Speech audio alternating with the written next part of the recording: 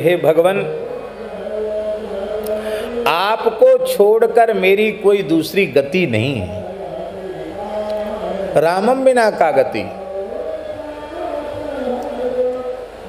वाल्मीकि रामायण के महात्म्य में स्वामी जी श्री राम शरणम समस्त जगताम रामम बिना का गति रामेण प्रतिहन्यते कलिबलम रामाय कार्यं नमः रामात्रश्रित काल भीम भुजगो रामस्य सर्वं वशे रामे भक्ति रखंडिता भवतु मे रामत्वमेवाश्रयः।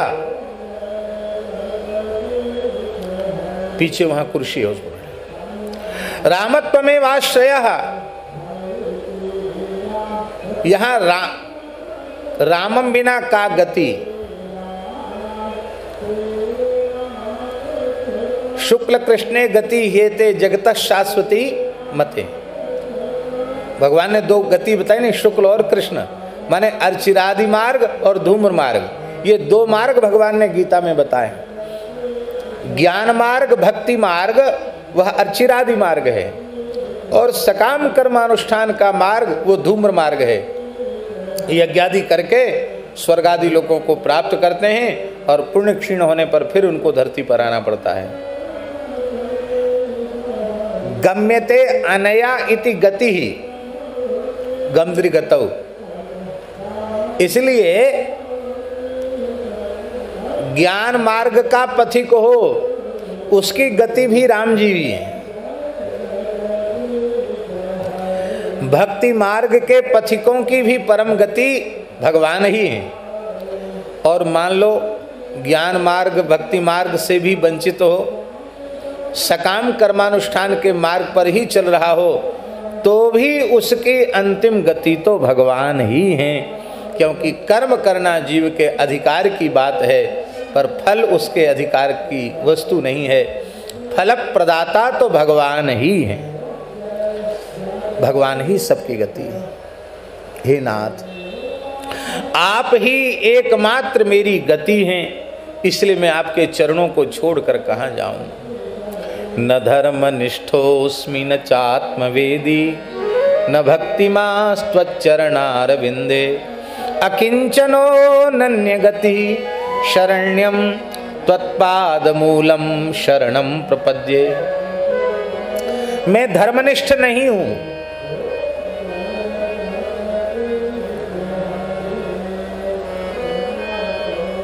आत्मज्ञान से संपन्न भी नहीं हूं। कहां तक कहूं, आपके चरणों में मेरी भक्ति भी नहीं है।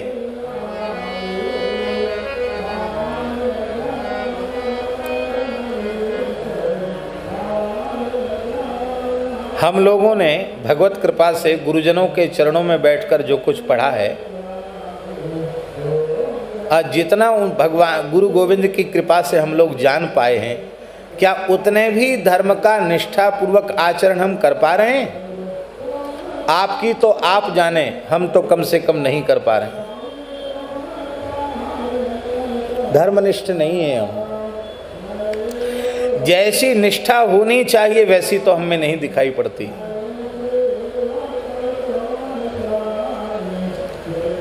आत्मवेदी भी नहीं है, क्योंकि देहाध्यास की निवृत्ति नहीं हुई है, तो हम झूठी घोषणा क्यों करें। एक राजस्थान का भोला भाला आदमी ऋषिकेश में स्वामी श्री परम श्रद्धेय स्वामी श्री राम सुखदास जी महाराज के निकट गया। अब बोला, स्वामी जी आपका सत्संग सुनकर हमको ब्रह्म ज्ञान हो गया। तो स्वामी जी बड़े प्रसन्न हुए, बोले चलो इतने दिन से सत्संग करा रहे हैं, किसी एक ने तो कहा कि हमको ब्रह्म ज्ञान हुआ, बहुत अच्छा हुआ। तो स्वामी जी ने पूछा कि कोई तुम्हारा अपमान कर दे तो क्या तुम्हें दुख होता है, अपमान की अनुभूति होती है? बोले हाँ होती तो है। अब कोई तुम्हारा खूब आदर सम्मान करे, प्रशंसा करे, तो सम्मान का अनुभव होता? बोले हाँ तो होता है। अच्छा, बहुत अच्छी बात है। तो स्वामी जी बोले, तो आपको ब्रह्म ज्ञान नहीं हुआ, ब्रह्म ज्ञान हो गया, ऐसा भ्रम हो गया है आपको। तो ब्रह्म ज्ञान नहीं हुआ, ब्रह्म ज्ञान हो गया आपको। आपने भ्रम को ही ब्रह्म ज्ञान समझ लिया। अरे भाई, देहाध्यास की निवृत्ति पहले होगी, तब ब्रह्म ज्ञान होगा। इंद्रियाणि पराण्याहु इंद्रियेभ्यो परम मनः, मनसस्तु परा बुद्धि और यो बुद्धेः परतस्तु सः। अष्टधा प्रकृति में क्रमशः प्रकृति सूक्ष्म होती चली गई है। भूमि, रापो, नलो, वायु, खम, अहंकार इतियम में भिन्ना प्रकृतिरष्टधा। अब पृथ्वी जो स्थूल प्रकृति है उसकी अपेक्षा जल प्रकृति सूक्ष्म है, उसकी भी अपेक्षा अग्नि प्रकृति सूक्ष्म है, और उसकी भी अपेक्षा वायु प्रकृति सूक्ष्म है, और उसकी भी अपेक्षा अति सूक्ष्म आकाश प्रकृति है, क्योंकि सबके बाहर भीतर व्याप्त है।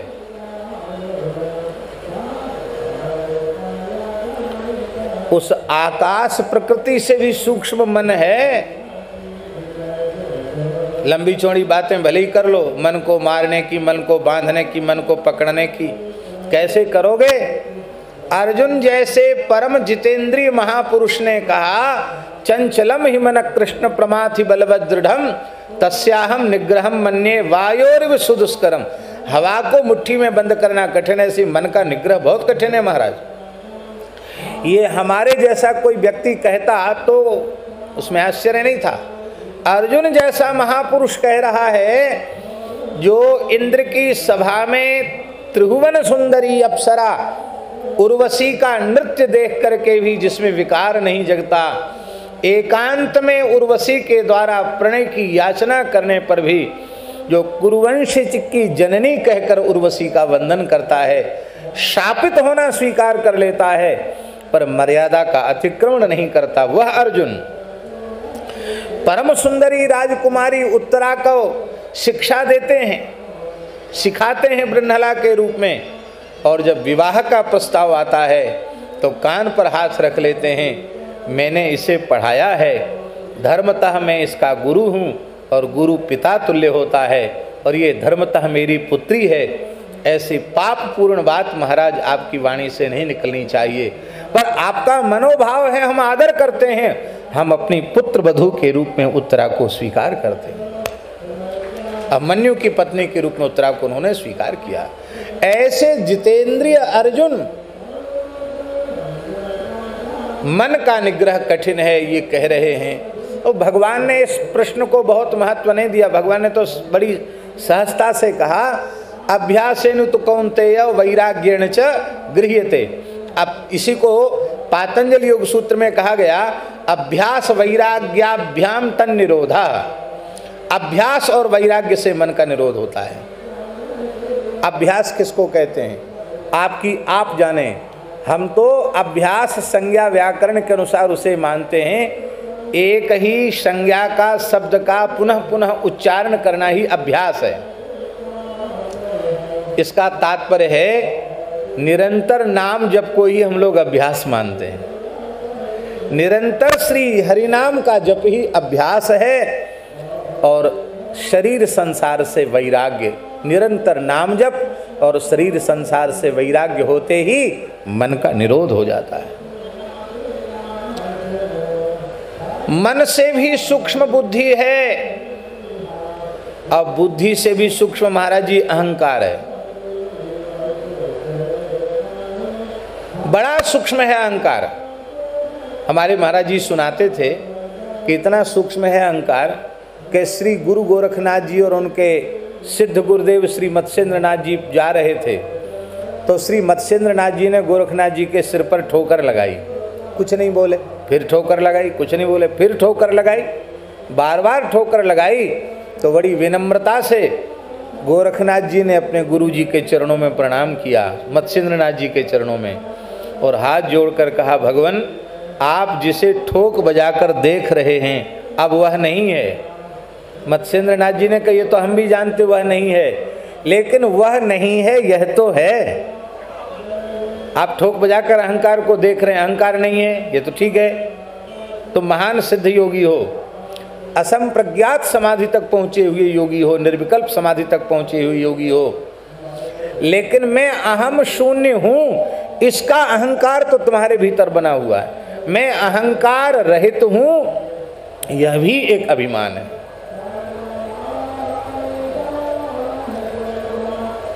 महाराज जी, अहंकार के अधिष्ठात्र देवता कौन है? अहंकार के अधिष्ठात्र देवता भगवान शिव हैं, और उस अहंकार की शक्ति ही प्रकृति है। और ये सारा जगत अहं और प्रकृति के संयोग से उत्पन्न हुआ है। इसलिए महाकवि कालिदास जी ने कहा, वागर्था विव संप्रक्तौ वागर्थ प्रतिपत्तये जगतः पितरौ वंदे पार्वती परमेश्वरौ। जगतः पितरौ,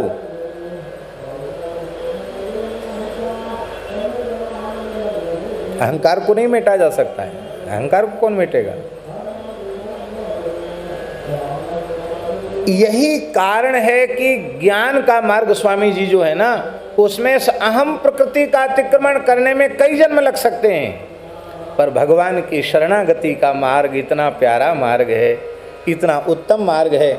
इसमें अहंकार को मिटाना नहीं है, अहंकार धारण कर लेना है कि मैं केवल और केवल भगवान का हूँ और केवल भगवान ही मेरे हैं। यह अभिमान जाए जनि भोरे, मैं सेवक रघुपति पति मोरे। यह अभिमान जाए जनि भोरे, मैं सेवक रघुपति पति मोरे। हम स्वीकार करते हैं कि हम आत्मवेत्ता नहीं हैं। भक्ति तो है, बोले भक्ति भी नहीं है, केवल भक्ति के चिन्ह मात्र हमने धारण कर रखे हैं, भक्ति हमारे हृदय में नहीं है।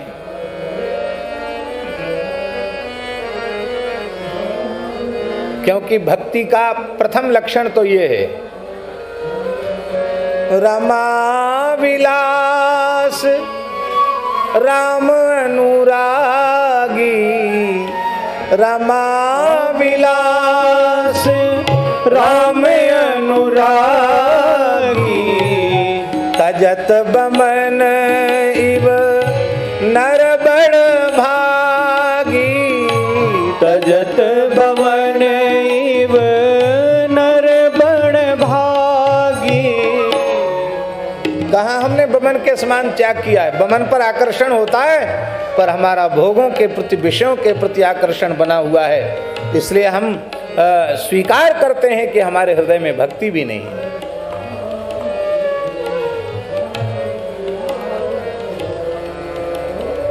दूसरी बात,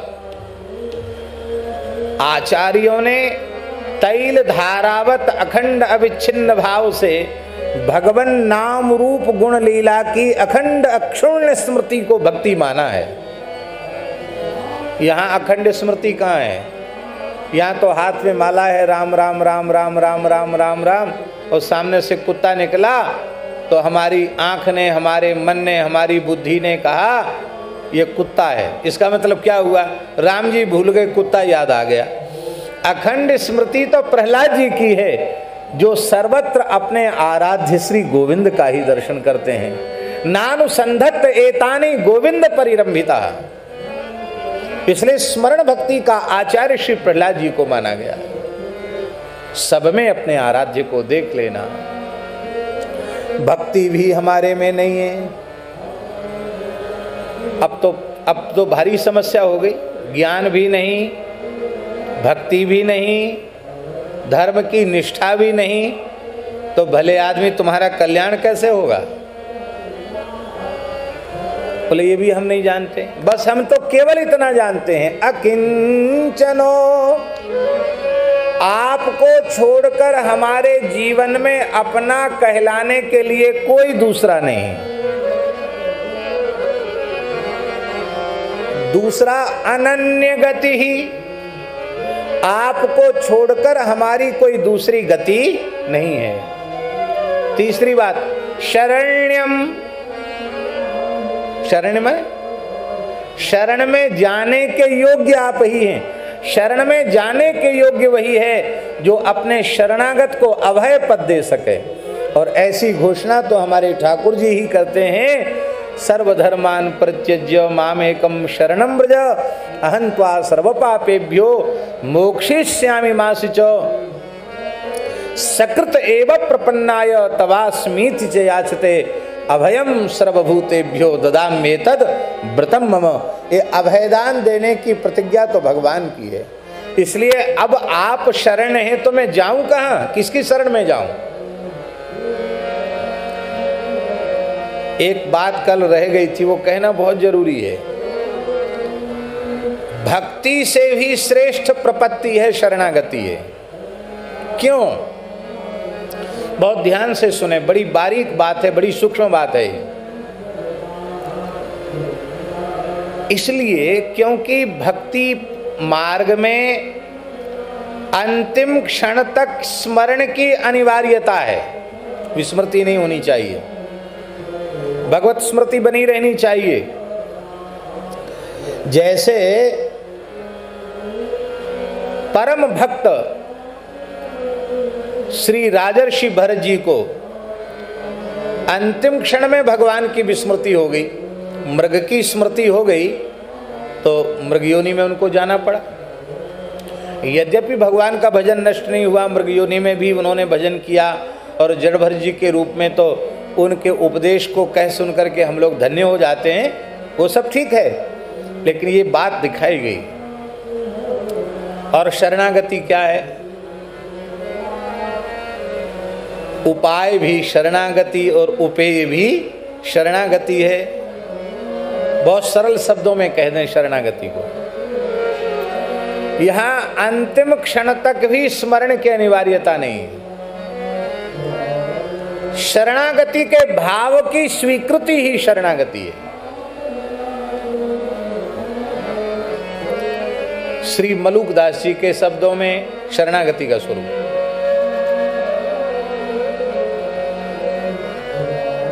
बहुत प्यारी साखी है उनकी, बड़ा सुंदर दोहा है। माला जपो न कर जपो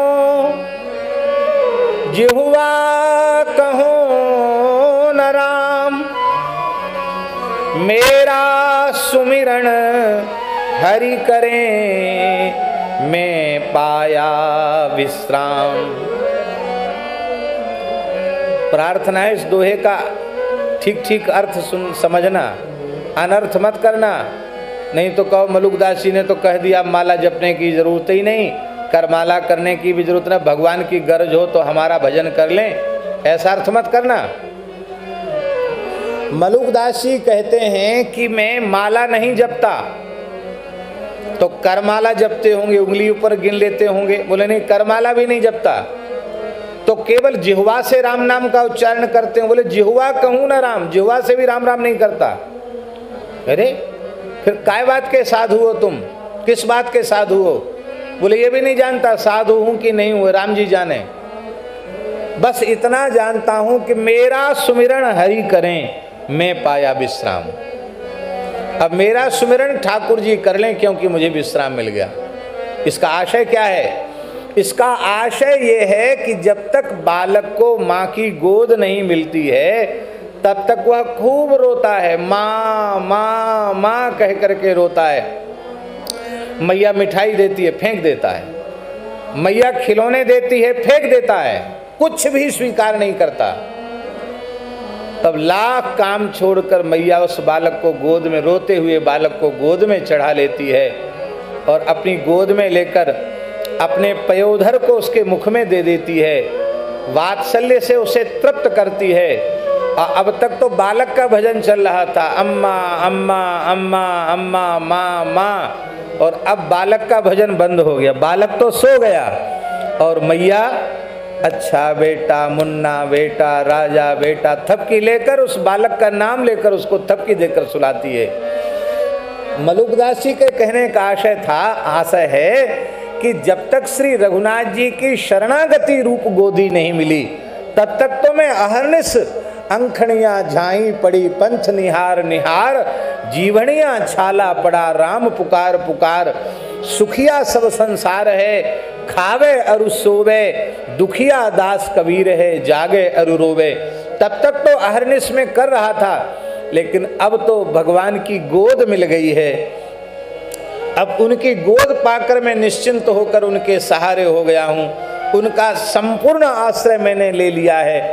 और अब तो ठाकुर जी का भजन शुरू हो गया, मलूक मलूक मलूक मलूक कहकर थपकी दे रहे हैं, मैं पाया विश्राम। इसका मतलब है भक्ति के उत्कृष्टतम स्वरूप का ही नाम प्रपत्ति है। भक्ति की चरम अवस्था, सिद्धावस्था, परम सिद्धावस्था जो होती है वो शरणागति है। शरणागति कोई ऐसी नहीं है। कल हमने चर्चा की थी षड्विधा शरणागति की। आनुकूल्यस्य संकल्प, प्रातिकूल्यस्य वर्जनम, रक्षस्यतीति विश्वासो, गोप्तृत्वे वर्णम तथा आत्मनिक्षेप कार्पण्यम षड्विधा शरणागति। 6 अंग है शरणागति के, कल आपने सुना होगा। अब आप कहेंगे आप तो इतनी बारीक बात कहते चले जा रहे हो कि हम तो शरणागति के योग्य भी नहीं। कहाँ भगवान की शरणागति का भाव है? अब बोलो अब कैसे कल्याण होगा?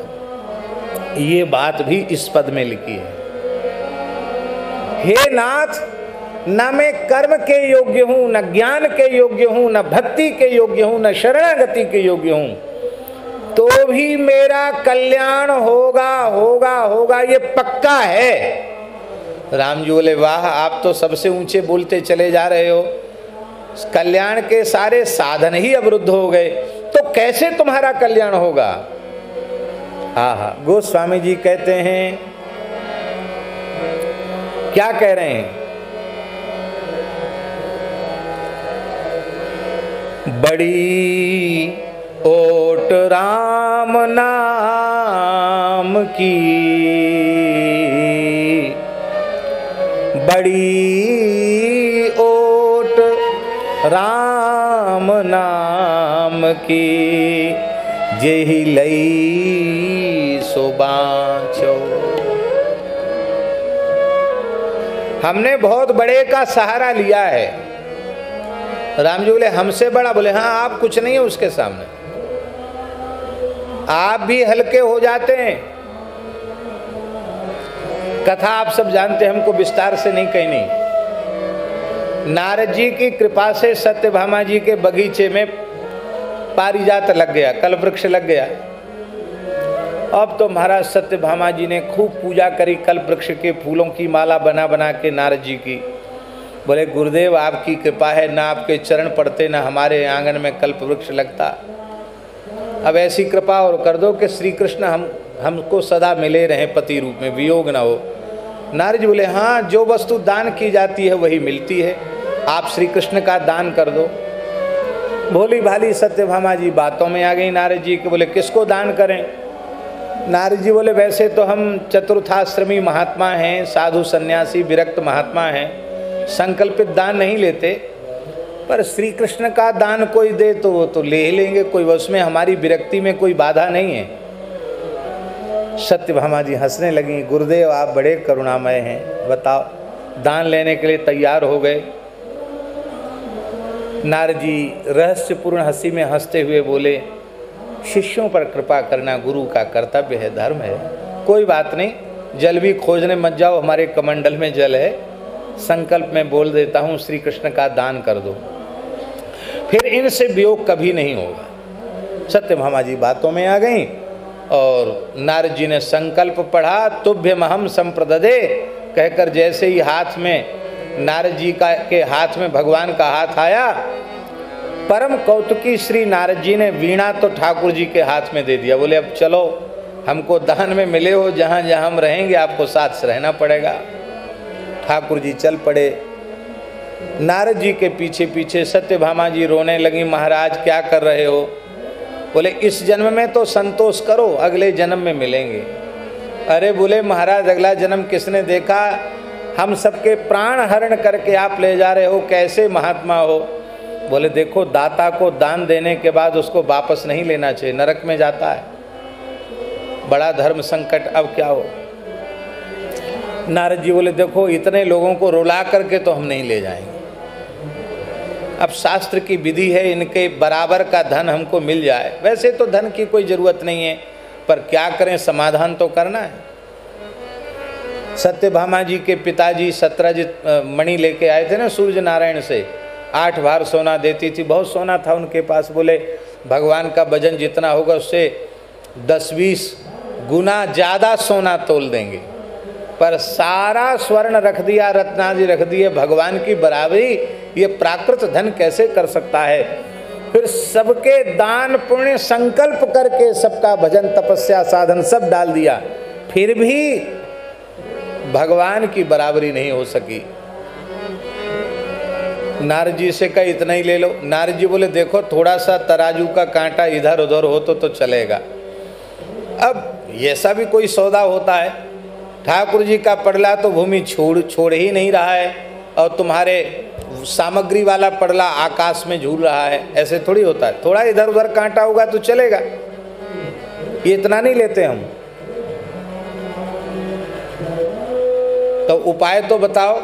बोले रुक्मिणी जी से सहायता लो।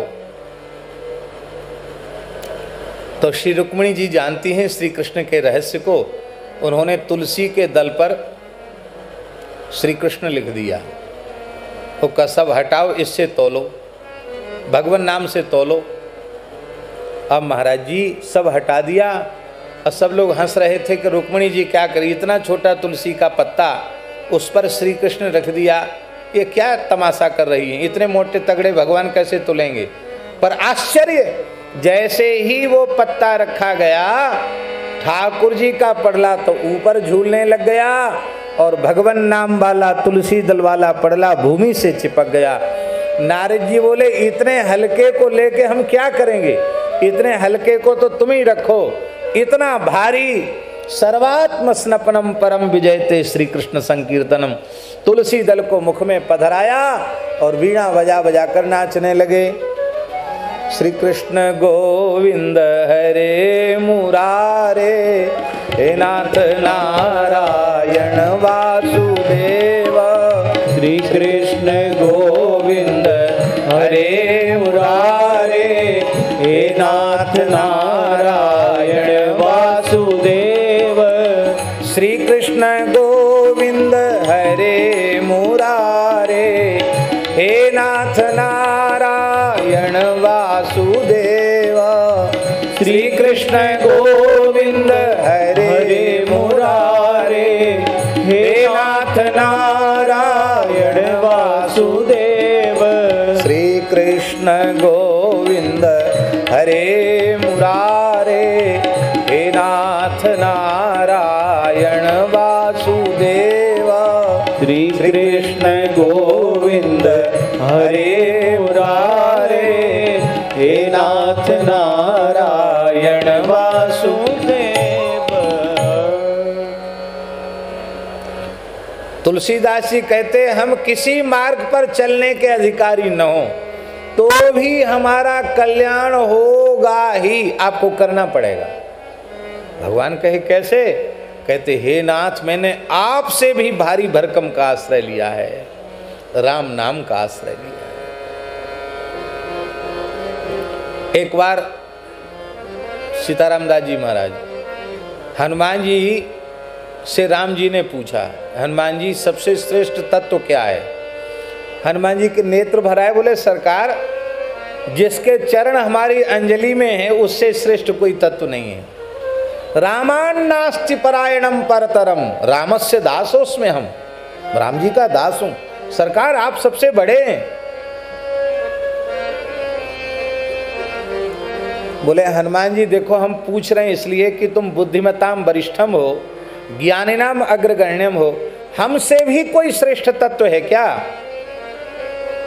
हनुमान जी बोले सरकार बहुत संकोच लग रहा है, सेवक कैसे मर्यादा का अतिक्रमण करे, आप ही बताओ, हम कैसे अपनी मर्यादा छोड़ें। आप थोड़े नाराज हो जाओगे, कहो छोटे मुंह बड़ी बात। सरकार हंसे, बोले हम बिल्कुल नाराज नहीं होंगे, तुम सच्ची बात बताओ, हमसे भी श्रेष्ठ कोई तत्व है। हनुमान जी तो चतुर शिरोमणि हैं। हनुमान जी बोले महाराज न्याय करना आपका काम है, हम तो केवल एक उदाहरण प्रस्तुत करेंगे, न्याय तो आपको करना है। क्यों? कुत्ते का न्याय आप करते, गीध का न्याय आप करते, तो हमारा न्याय आप क्यों नहीं करेंगे? कहो कहो क्या बात है। तो हनुमान जी ने क्या कहा? त्वया तु तारिता अयोध्या नाम्ना तु भुवनत्रयम्। आपने त्रेता में अवतार लेकर अयोध्या को साकेत प्रदान किया, किंतु आपका पवित्र राम नाम अनंत काल से अनंत काल तक अनंत जीवों को आपके चरणों की प्राप्ति करा रहा है। तो आप ही न्याय कीजिए कि आपसे बड़ा कौन है।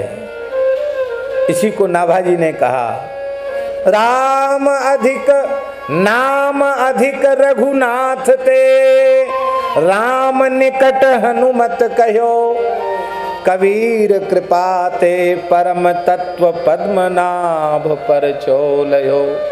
नाम महानिधि मंत्र, नाम ही सेवा पूजा, जप तप तीरथ नाम, नाम बिन और न दूजा।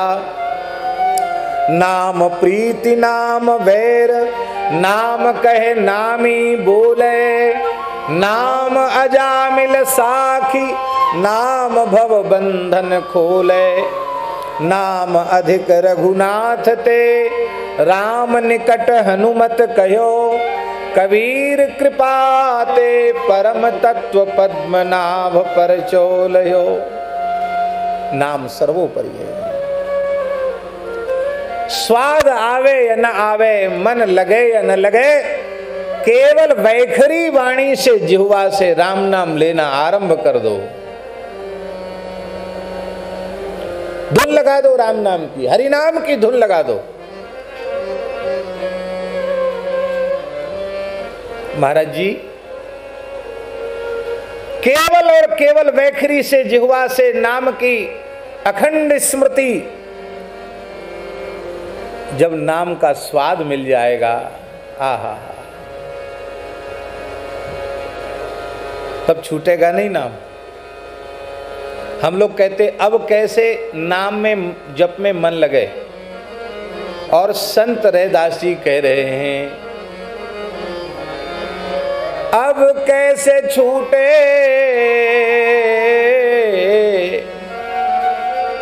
अब कैसे छूटे, नाम रट लागी। अब कैसे छूटे, नाम रट लागी। अब कैसे छूटे, नाम रट लागी। अब कैसे छूटे, नाम रट लागी। हम कहते अब कैसे लगे, और संत रैदास जी कहते अब कैसे छूटे। श्री नामाचार्य श्री हरिदास ठाकुर वे दुष्ट म्लेच्छ क्या कह रहे थे? यही तो कह रहे थे कि तुम जो बोल रहे हो बोलना बंद कर दो। बक्सर वाले मामा जी ने बड़ा सुंदर भजन लिखा है, मोहि लाखन कोड़े मारो। श्री हरिदास जी कह रहे हैं पर हरि का नाम उचारो, मोहि लाखन कोड़े मारो, पर हरि का नाम उचारो। मोहि लाखों कोड़े मारो, पर हरि का नाम उचारो। आहा, केवल भगवान नाम का उच्चारण करो। प्राण भले ही छूट जाएं पर नाम नहीं छूटता है। एक घटना सुनाए महाराज जी। चित्रकूट में एक महात्मा भजन करते थे, रामानंदी साधु थे, खूब बढ़िया नाम जप करते थे। पूज्य पुजारी श्री रामचंद्र दास जी महाराज उनके निकट रह करके, और महाराज जी की कथा हुई। ये बात है सन 1986 की। 86 या 87 होगी, हम भी गए थे। तो महाराज जी की भागवत जी की कथा हुई और वो संत रात दिन भर जप करते थे गुफा में। महाराज जी बाहर पौड़े थे तखत पर और वो आए, आकर के महाराज जी का धीरे धीरे चरण दबाने लगे। महाराज जी संतों को बहुत आदर देते, उठ के बैठ गए। भक्तमाली जी महाराज, अरे महाराज क्या कर रहे हैं? बोले महाराज जी वैसे तो हम मौन रहते हैं, समय कम मिलता है, लेकिन एक जिज्ञासा है। बोलिए। बोले आप सब संतों की, गुरुजनों की कृपा से श्री चित्रकूट धाम में रहकर श्री मंदाकिनी का सेवन करते हुए, कामदगिरी की परिक्रमा करते हुए यहाँ निवास कर रहा हूँ। प्रयास करता हूँ कि जितना हो सके अधिक से अधिक राम नाम का जप करूं, लगा हूं, लेकिन कोई लाभ की अनुभूति नहीं हुई, कुछ अनुभव नहीं हुआ।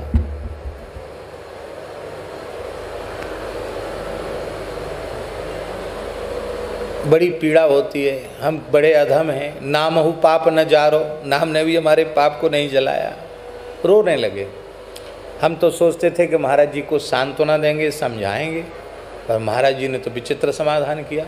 महाराज जी बोले जिस काम से फायदा न हो, लाभ न मिले, वो काम ही क्यों करना? राम राम कर रहे हो, कोई लाभ हो नहीं रहा है तो काहे के लिए राम राम करो? छोड़ो, नाम जपना छोड़ दो। महाराज जी ने आज्ञा किया। जैसे ही ये कहा राम नाम जपना छोड़ दो, मेरे आंखों के सामने की घटना है। वे महात्मा ऐसे थर-थर कांपने लगे, बहुत जोर का प्रेमावेश उनको हो गया, चीखने लगे और महाराज जी के चरण जोर से पकड़ के बोले कि ऐसी आज्ञा सरकार न दें, अब प्राण भले ही छूट जाएं पर राम नाम नहीं छूट सकता। इतना सुनते ही महाराज जी भावाविष्ट हो गए और उन संत को खींचकर हृदय से लगा के ब्रजभाषा में बोले, बावरे सब कछू तो मिल गयो और अब कहे हमें कछू ना मिलो। महाराज जी ने ये शब्द कहा। नाम में प्रेम होना यही नाम की अनुभूति है, यही नाम का प्रसाद है।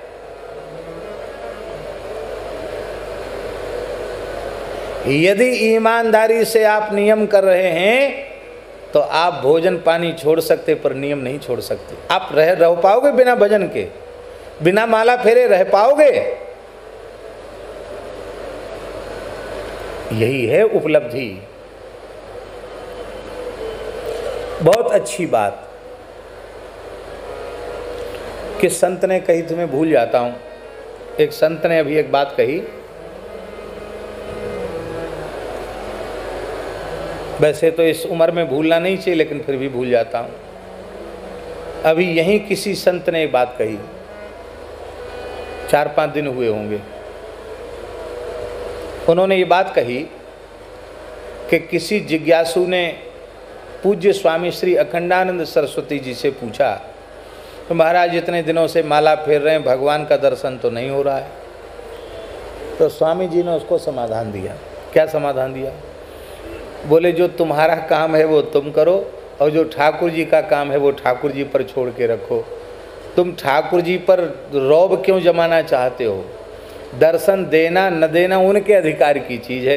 तुम्हारा अधिकार तो केवल इतना है कि सेवा करो, राम राम करो, ये तुम्हारा अधिकार है। हम अपना अधिकार में रहें, आगे श्री ठाकुर जी की इच्छा।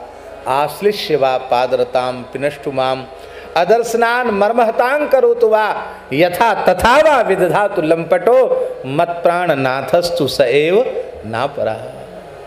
ये भाव, आहा, आप ही मेरे सर्वस्व।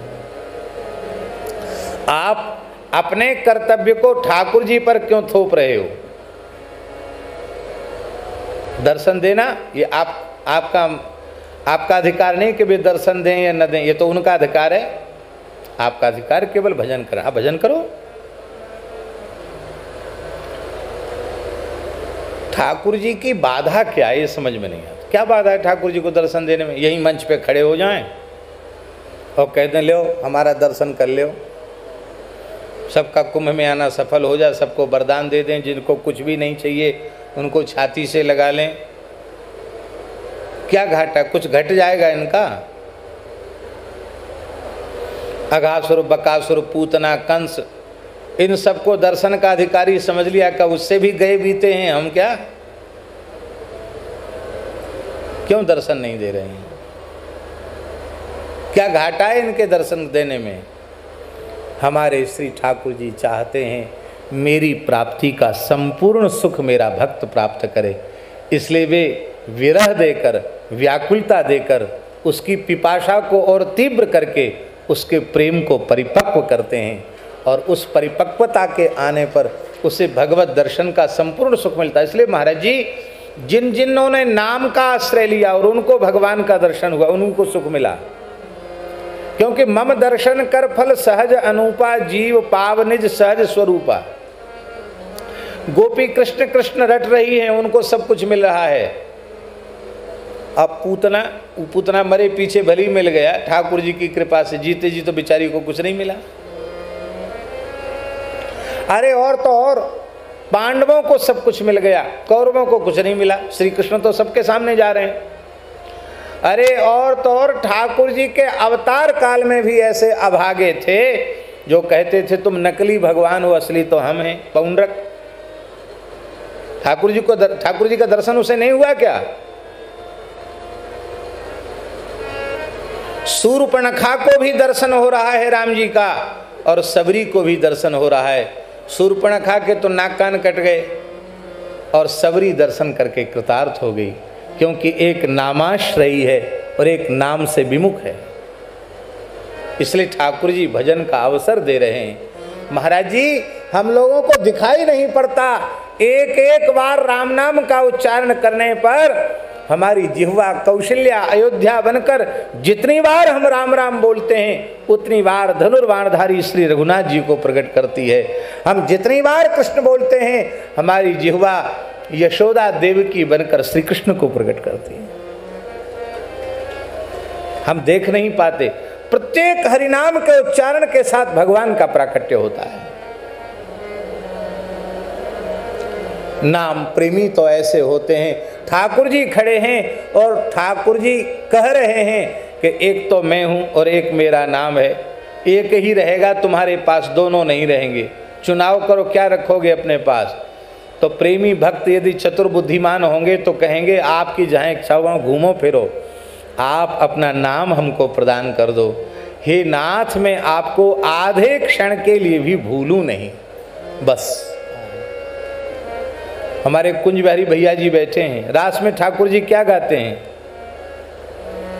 कहाँ जाएगी पतंग तेरे हाथ में है डोर, कहाँ जाएगी पतंग तेरे हाथ में है डोर। बन नाचे नटनी को आली, नंद को किशोर, बन नाचे नटनी को आली, नंद को किशोर।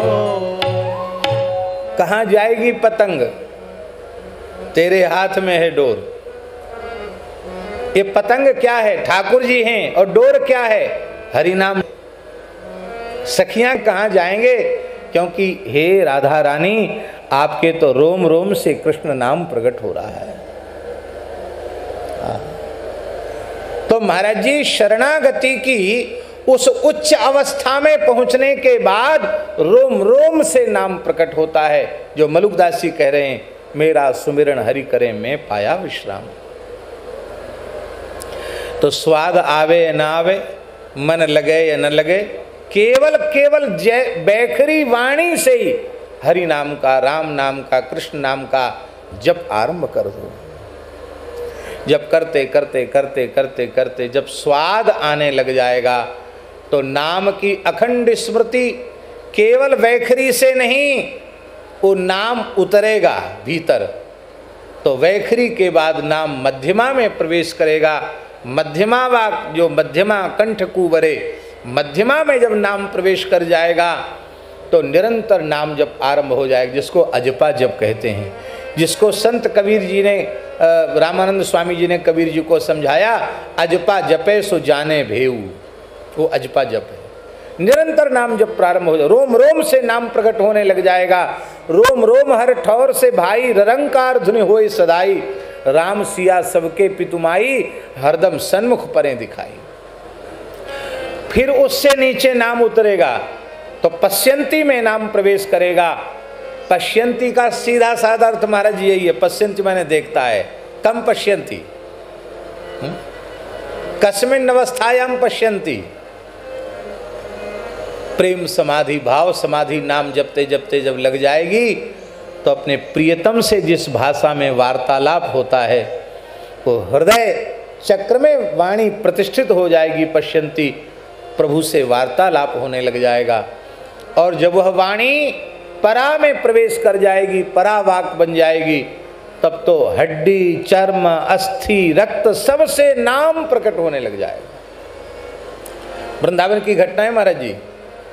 श्री अद्वैत महाप्रभु के वंशज परम भक्त, परम नामाश्रयी श्री ठाकुर विजय कृष्ण गोस्वामी जटिया बाबा, वृंदावन कुंभ बैठक थी और वो वहाँ विराज रहे थे उस समय। तो उन्होंने कहा कि एक जगह वो बैठ गए महाराज जी, ठाकुर विजय कृष्ण गोस्वामी बैठ गए रज में, जमुना जी के पुलिन में, और अपने परिकर से कहा कि शांत होकर सुनो। तो सब शांत होकर सुनने लगे।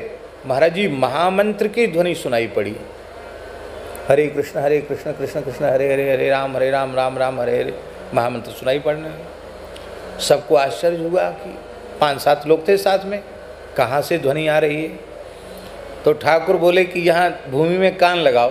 कान लगाए तो और साफ साफ सुनाई पड़ने लगी। महाराज जी ये क्या चमत्कार? वो चमत्कार कुछ नहीं है, एक नाम जापक महात्मा की हड्डियाँ नीचे रज में दबी हुई हैं। वो ऐसे नाम जापक थे कि नाम जपते जपते नाम अस्थियों तक में प्रविष्ट हो गया। संत तो निकुंज में मंजरी भाव से सेवा में ठाकुर जी की पहुँच गए, पर उनकी हड्डियाँ रज रानी में गड़ी हुई हैं। उन हड्डियों से हरि नाम प्रकट हो रहा है। लोगों को सहसा विश्वास नहीं हुआ। तब ठाकुर विजय कृष्ण गोस्वामी ने उस रज को खुदवाया और जितनी गहराई पर उतनी गहराई पर वे अस्थियां मिली और यमुना जी में उनका विसर्जन किया। ये सत्य घटना है वृंदावन। नाम जपते जपते जब नाम का स्वाद आने लग जाएगा तो बिना चाहे भक्ति योग सिद्ध हो जाएगा। फिर तैल धारावत अखंड अविच्छिन्न भाव से भगवान नाम की स्मृति बनी रहेगी। आधे क्षण के लिए भी विस्मृति होगी ही नहीं। तो केवल वैखरी वाणी से नाम जपते जपते भक्ति योग की सिद्धि हो जाएगी। और फिर देहाध्यास की निवृत्ति भी हो जाएगी। तो स्वस्वरूपावस्थान भी हो जाएगा, अपने सिद्ध स्वरूप की अनुभूति हो जाएगी। वैष्णवों के मत में यही ज्ञान है। ईश्वर अंश जीव अविनाशी, चेतन अमल सहज सुख राशि, इसकी अनुभूति होने लग जाएगी। और फिर धर्मनिष्ठा भी परिपूर्ण हो जाएगी। क्यों? क्योंकि हनुमान नाटक के मंगलाचरण में हनुमान जी कह रहे हैं, बीजम धर्मद्रुमस्य प्रभवतु भवताम भूते राम नाम। धर्म रूपी वृक्ष का बीज राम नाम है। महाराज जी बीज से वृक्ष होता है और वृक्ष से ही तो फल होता है। इसका मतलब हरि नाम ही धर्म वृक्ष का बीज है और हरि नाम ही धर्म वृक्ष का अंतिम फल है। नाम ही सब कुछ है, नाम से बढ़कर और कुछ भी नहीं है। इसलिए गोस्वामी जी ने विनय पत्रिका में तो यहां तक कह दिया, कर्म उपासन ज्ञान वेद मत। कर्म मार्ग, उपासना मार्ग माने भक्ति मार्ग, ज्ञान मार्ग। कर्म उपासन ज्ञान वेद मत, ये सब वैदिक सिद्धांत है। सो सब भांति सब प्रकार से श्रेष्ठ है, लेकिन मोही तो सावन के अंधे ज्यों सूझत रंग हरो।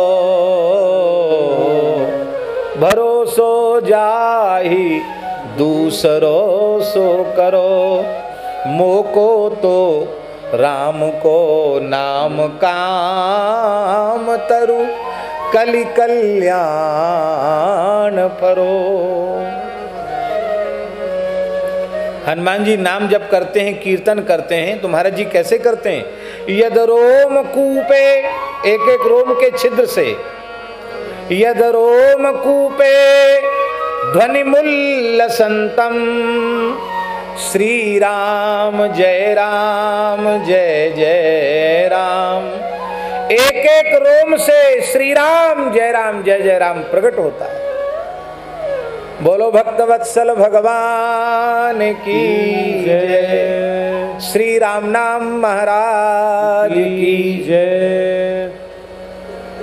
नाम का आश्रय नहीं लिया तो ज्ञान मार्ग, भक्ति मार्ग, कर्म मार्ग किसी का अधिकार नहीं मिला, और नामाश्रय ले लिया तो सारे मार्ग अपने आप आ गए, और शरणागति भी दूर नहीं रही, शरणागति भी आ गई। महाराज जी संपूर्ण वेदादि शास्त्रों का, उपनिषदों का सार सर्वस्व श्रीमद् भगवद गीता है, और श्रीमद् भगवद गीता का सार सर्वस्व भगवत शरणागति है।